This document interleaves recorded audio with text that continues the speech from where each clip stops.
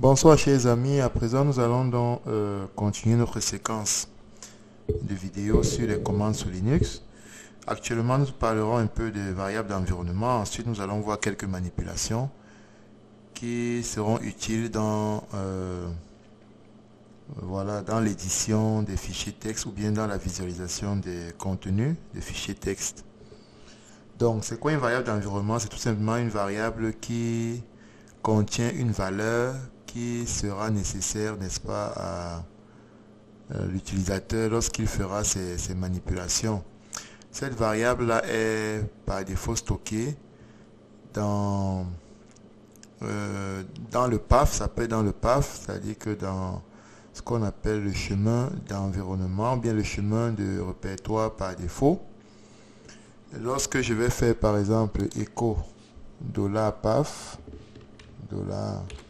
$path, ok, vous voyez qu'il y a un ensemble de chemins par défaut dans cette variable. La variable path est une variable d'environnement qui garde un ensemble de chemins. Comme chemin par exemple, nous avons usr/local/sbin qui contient les fichiers binaires système, ok, usr local bin qui contient les fichiers binaires utilisateurs, etc. Quelle est l'utilité de cette variable d'environnement? Lorsque je tape par exemple ls est une commande, n'est-ce pas, qui permet de lister le contenu du répertoire courant. Et vous voyez donc que ls se trouve dans l'un de ces répertoires là, ce qui fait que je n'ai plus besoin de taper, sinon j'aurais besoin de taper slash par exemple slash usr slash bin, vous voyez, slash ls, ok, mais je n'ai plus besoin de taper tout ce chemin là, je tape tout simplement le nom du fichier binaire qui se trouve dans l'un des répertoires. Et là j'ai pas de problème. Pourquoi? Parce que dans ma variable path, j'ai précisé le répertoire, en fait tous les répertoires sont précisés. Ok, donc c'est vraiment utile pour un administrateur d'avoir toujours dans cette variable là, n'est-ce pas, le répertoire de travaux, n'est-ce pas, qu'il utilise lorsqu'il veut faire ses manipulations. Alors nous allons à présent, n'est-ce pas, aller maintenant dans le côté de redirection. Alors je vais rappeler d'abord ici que on a généralement trois périphériques. On a le périphérique d'entrée par défaut qui est le clavier, le périphérique de sortie par défaut qui est l'écran, et puis on a également, n'est-ce pas, un périphérique qui va recevoir les erreurs. Ok, donc le périphérique d'entrée sous Linux c'est standard input, le périphérique de sortie c'est standard output, et celui d'erreur c'est standard error. Ok, donc par défaut, lorsque vous mettez vous prenez une valeur du clavier, ok, vous manipulez le standard input. Lorsque vous affichez par défaut à l'écran, vous manipulez le standard output. Lorsque vous redirigez les erreurs, vous le faites dans standard error. Alors maintenant, lorsque je vais donc faire, je fais par exemple 4 exemples. Donc 4 me permet donc d'afficher 4 exemples. Ça veut donc dire quoi? Ça veut dire que je vais prendre plutôt exemple 1. Voilà, donc il voit qu'il n'y a pas de fichier effectivement. Ok, je vais faire maintenant juste 4. Alors lorsque je fais 4 et puis je ne mets pas de paramètres, ça veut dire par défaut que je suis obligé d'entrer le texte par le clavier. Ok, je vais dire par exemple je tape sur entrée, il s'agit. Ok, merci. Ok, salut. Merci, c'est juste un exemple. Ok, donc maintenant pour sortir de là, je fais donc CTRL C. Ok, alors ici on voit donc que mon périphérique d'entrée c'est le clavier que j'ai utilisé. Mon périphérique de sortie c'était tout simplement l'écran. Ok, il n'a pas stocké ça quelque part. Je peux donc changer, je dis voilà, je veux maintenant, je mets supérieur, je dis voilà, je vais, là je vais rediriger maintenant ma sortie dans un fichier qui s'appelle exemple. Je vais dire il, salut, merci, beaucoup. Je tape entrée. Les lignes sont séparées par des entrées. Je mets par exemple Franklin. OK. Et puis je fais CTRL-C. Voilà. Lorsque je fais CTRL-C, ça veut dire que si je fais LS, je vois le fichier exemple est là. Il est créé. Lorsque je fais 4 exemples pour afficher le contenu, OK, vous voyez bien que c'est ce que j'avais tapé à l'écran qui s'affiche. Donc là, j'ai redirigé, lorsque je fais 4 supérieur exemple, j'ai redirigé maintenant. Ce que j'entre au clavier sera par défaut dans le fichier exemple. OK. Maintenant, je peux également faire 4 exemples supérieurs. Je fais exemple 1. OK. Qu'est-ce que je fais? Je fais 4 exemples 1. Voilà. Là, j'ai créé juste une copie de exemple dans exemple 1. OK. C'est tout. Maintenant, lorsque je vais faire, donc, si je fais par exemple diff, exemple 1, ok, le fait qu'il ne retourne aucune valeur, ça veut dire qu'il n'y a pas, en fait, ça veut dire que exemple 1 sont similaires, sont égaux, en fait. Donc, diff me permet de vérifier les différences entre les deux fichiers, ok. Maintenant, si je fais 4, non, je m'excuse, si je fais, je vais faire un clear. Si je fais 4 exemples supérieurs 2 fois, et puis je fais exemple 2,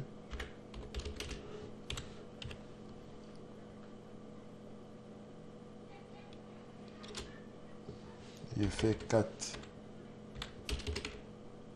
exemple 2.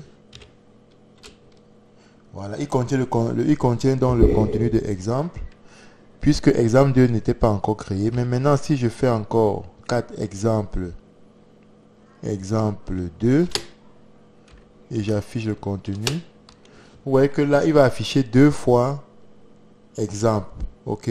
Cela veut dire donc que supérieur ajoute juste en queue. Ajoute le contenu de exemple à la suite, n'est-ce pas, de exemple 2. Contrairement à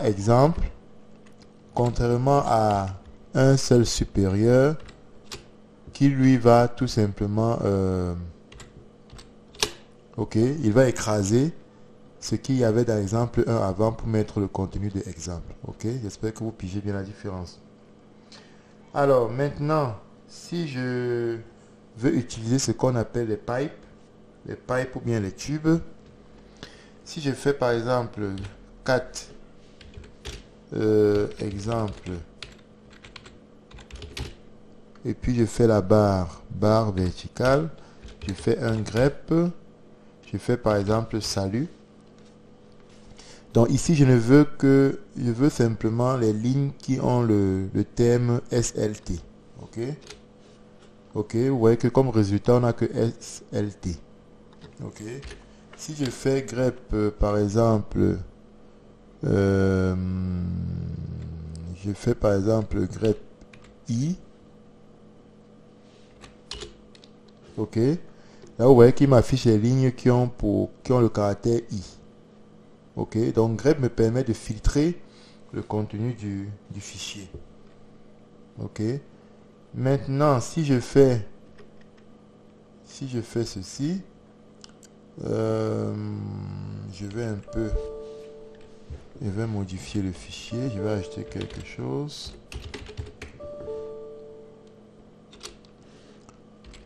Je vais ajouter merci.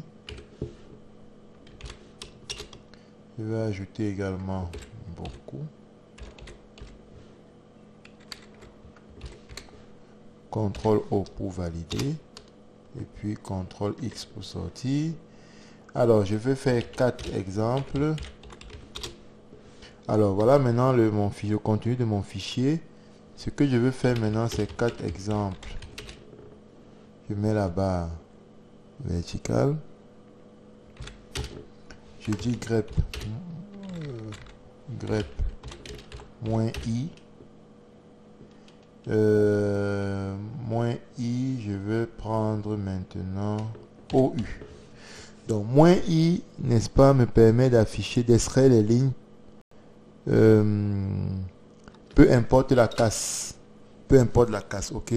Moins i veut dire moins, ça veut dire insensible à la casse. Ça veut dire qu'il va parcourir le fichier, regarder les OU, qu'ils soient en minuscule ou en majuscule, et puis il va extraire les lignes. Ok. Donc maintenant, on va afficher un peu le contenu. J'avais déjà créé un fichier qui s'appelle famille txt. Voilà le contenu du fichier de famille.txt. Alors, ce que je vais faire maintenant, c'est 4 famille txt. Je vais faire un grep.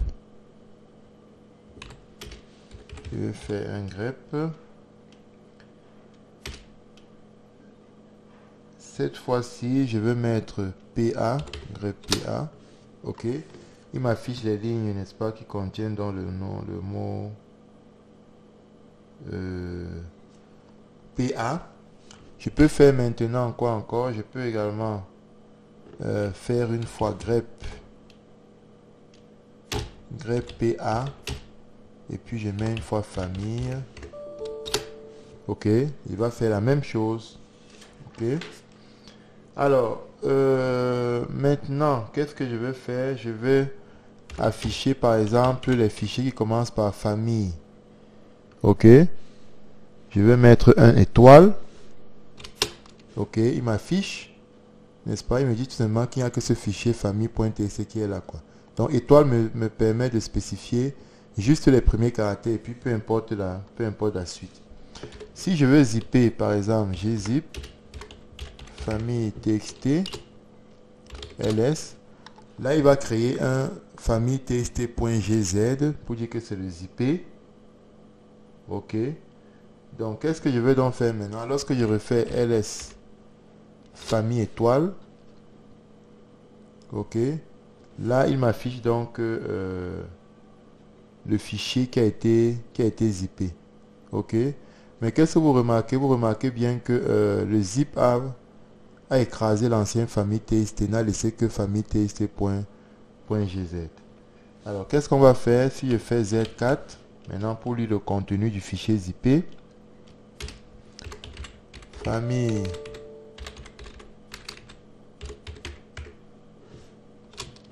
voilà, donc avec Z4, on peut lire le contenu du fichier zippé. Z4, ça dit c'est une combinaison de Z et 4.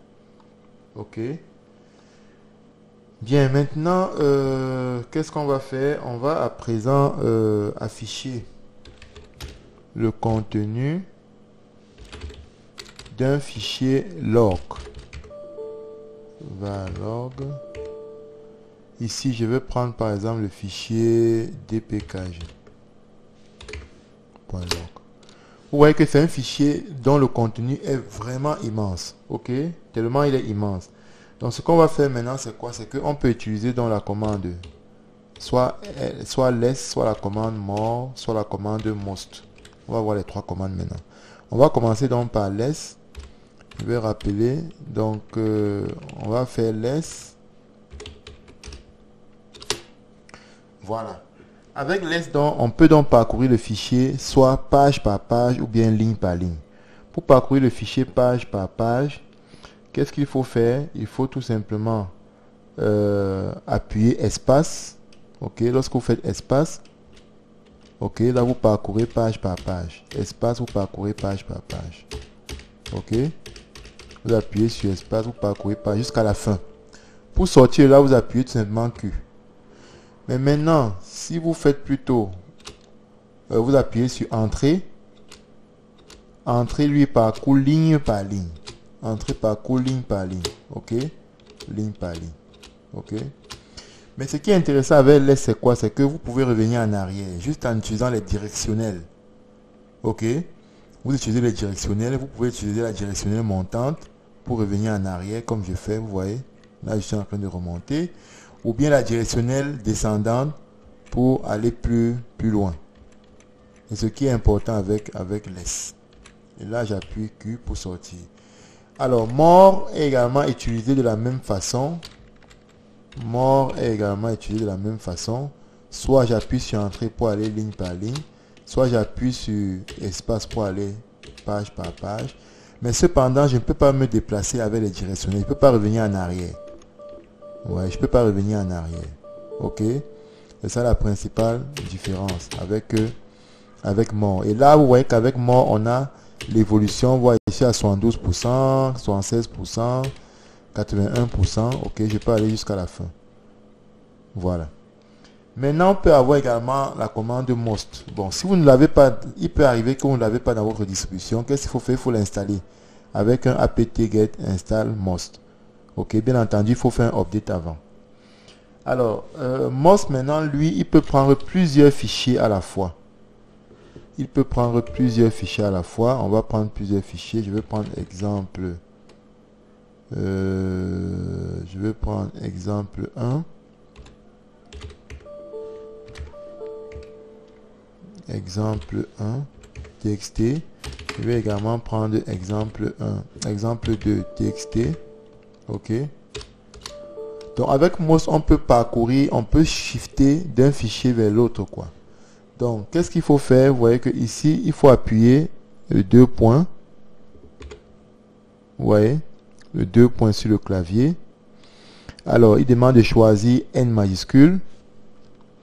Il demande de choisir N majuscule. Pour dire next file, je fais N majuscule. Ok, et puis je valide. Et là, vous voyez que je suis passé à l'autre fichier. Je suis passé au fichier exemple2.txt. Si je veux revenir au fichier 1, qu'est-ce que je fais? Je cherche sur le clavier à entrer également le 2 points ci. Je fais encore 2 points. Et qu'est-ce que je fais? Je fais next file. Je tape sur N majuscule. Et là, il me demande, est-ce que je veux revenir à exemple 1? Je dis entrer. Je dis, je valide, je suis au niveau du fichier 1.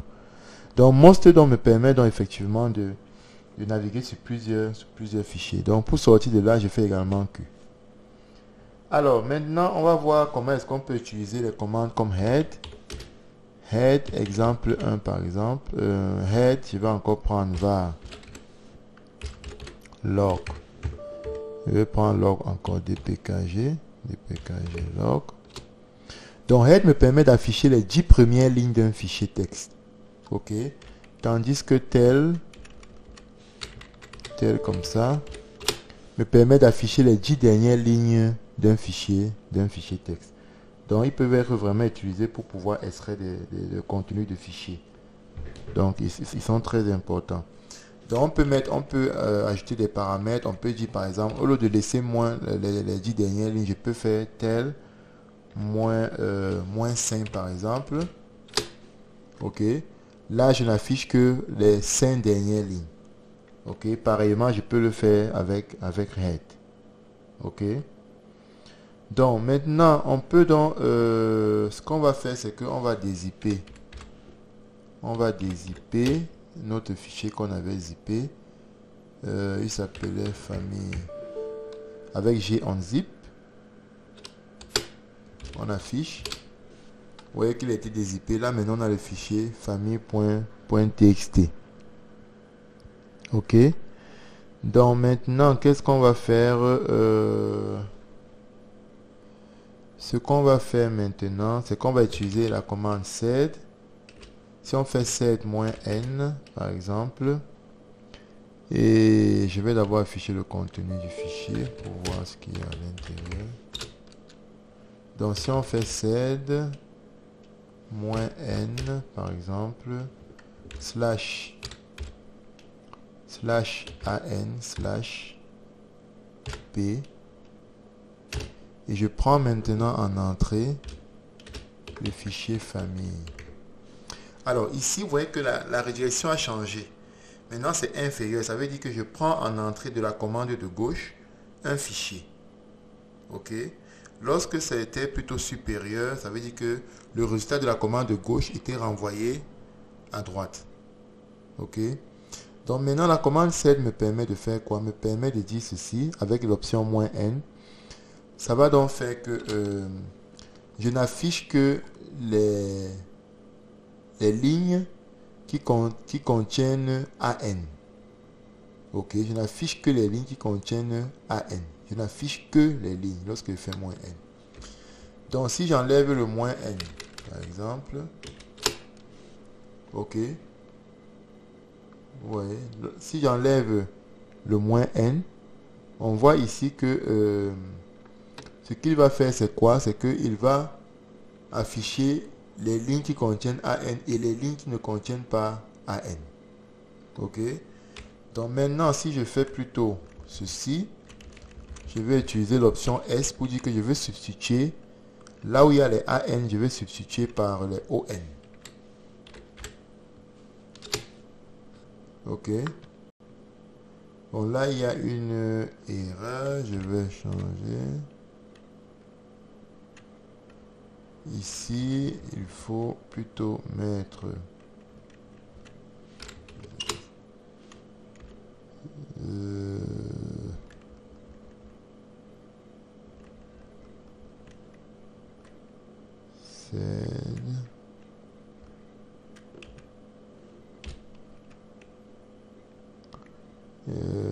caractère.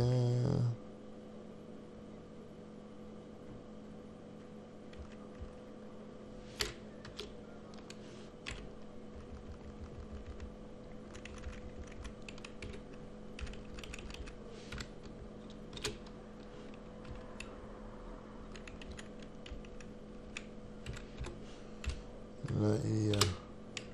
Non, pardon. On va mettre... Ok, là, on affiche tout le monde. Je vais faire man-sed. Man-sed.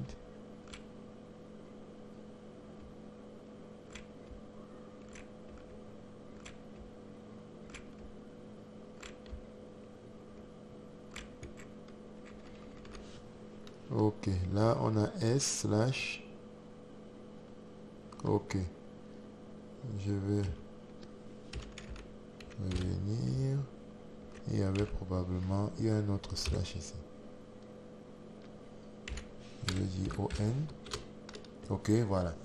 Donc là je remplace, partout il y avait AN, vous voyez qu'on a remplacé par ON. Pourquoi? Parce qu'il y a l'option S pour dire on substitue les endroits où il y a AN par ON. Donc c'est vraiment une commande qui est très utile pour faire ces manipulations. Donc maintenant on peut utiliser la commande OD, généralement utilisée pour faire le débogage. Ça veut dire que lorsque je veux afficher le contenu d'un texte sous forme octale. Ok, vous voyez par exemple que là c'est mon texte famille TXT mais en octale. Ok, si je fais plutôt maintenant -x, ça veut dire que je veux l'afficher en hexadécimal. Ok, là c'est en hexadécimal.